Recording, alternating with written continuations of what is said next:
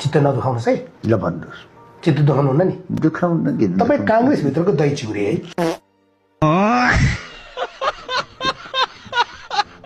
नेकपा एमालेको 11औं राष्ट्रिय महाधिवेशनको उद्घाटन सत्रमा ठुलो संख्यामा सरकारको नेतृत्व तपाईँको पार्टीको अध्यक्ष केपी शर्मा ओलीले गर्नुभएको थियो। अस्ति भर्खरै जनताले लखेटेर हेलिकप्टरबाट भागेका तपाईँहरू अहिले कुन मुख देखाएर भोट माग्दै हिँड्नु भएको छ? हजुरले नदी छ र बिजुली निकाल्नुहुन्छ, नदी छ र निकाल्नुहुन्छ, अहिले हावाबाट पनि निकाल्नु होइन?